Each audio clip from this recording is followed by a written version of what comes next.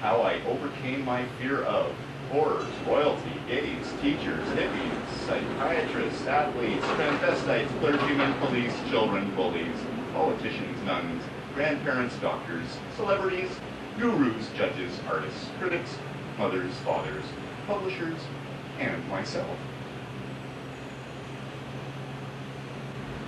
There's no short version of this title on the book. It's rather interesting.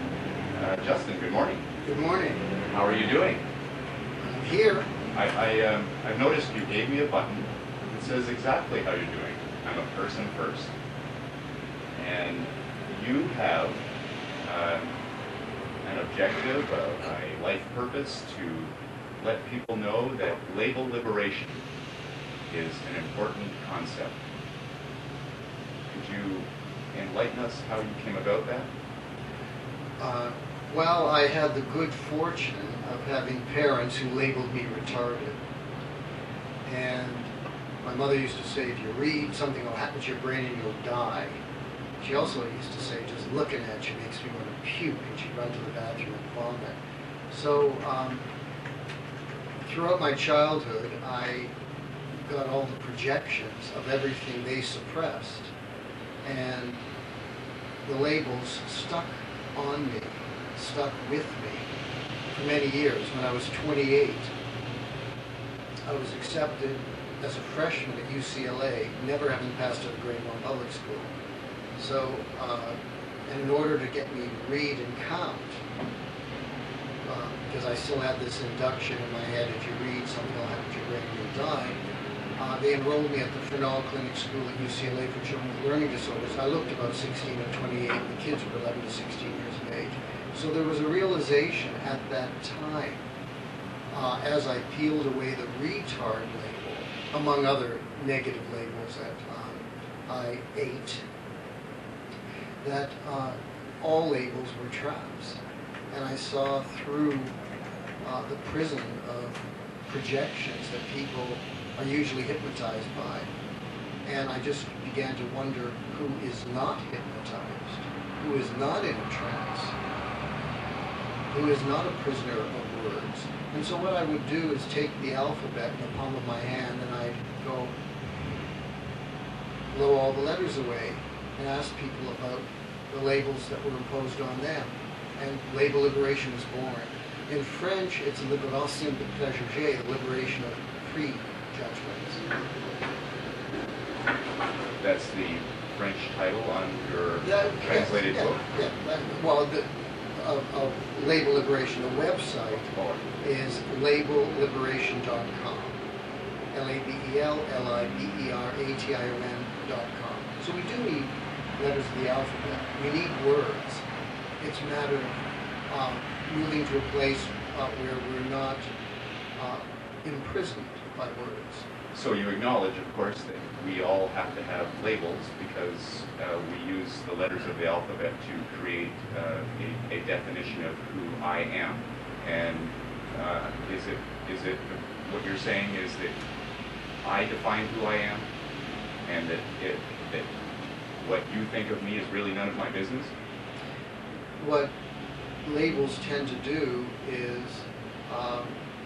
form concrete images of who we think we are, concepts like personal affirmations. Well, you're either brilliant or stupid, or good or bad, or lucky, unlucky, or Christian and Jewish, or black or white. And the polarizations become our identity. So we're imprisoned on a teeter-totter. And reality to me is off the teeter-totter, beyond all polarizations. But to get beyond all polarizations, we have to die. We have to let our identity, based on being the opposite of someone else, die. And move to the, in quotes, no man's land, no person's land, which is really every person's land. The freedom of seeing each other beyond all projections. And I use the analogy that if life is like a card game, the winners and the losers require each other for their identity. And I remember at the clinic school doing my grade 1, learning to read and count, at 28, looking 16, in the class with kids 11 to 16 years of age. And there was one boy who was inarticulate, in the class. And at recess, he was fine. And I said, I had a dream about him. And I remember the following day saying to him, if life's like a card game, would you agree that the winners need the losers and the losers need the winners for their identity? He said, oh, sure, you have to have one to have the other. I said to him, what do you do with the joker? And he said, you discard the joker. I said, what else do you do? He said, you highly value it. I said, have you ever been discarded? He shook his head, yes. I said, he nodded, yes. And I said, have you ever been highly valued? He says, but my brother has. My parents say how brilliant he is. And I said, well, am I valuing you right now? And he said, I think so. So basically, what happened is I asked if I could put my finger onto his wrist, and I said, once you, yeah, I said, once you know you have 52 cards with him, and once you know, I said, will you please write 52 on my wrist? And he wrote 52. I said, and once you know I have 52 cards with him, then you and I can lay all our cards on the table and get beyond the bluffing. And we can see that most people are stuck in the game bluffing, literally clinging to their hand for their identity. People are literally hypnotized into a card game mentality from birth to death. Very few people ever come out of that. And at the state of Joker, we have the paradigm shift of dying as a symbol and seeing everyone as essence, as the dance of energy, as being able to be front stage center of their own lives, where we all can be.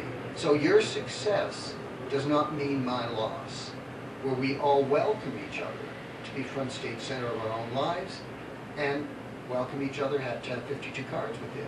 But at that point, we're out of the game that creates wars and prejudice and generation gaps and violence and alienation, because in wars, people do not kill people. Symbols kill symbols. In prejudice, people do not hate people. Symbols hate symbols.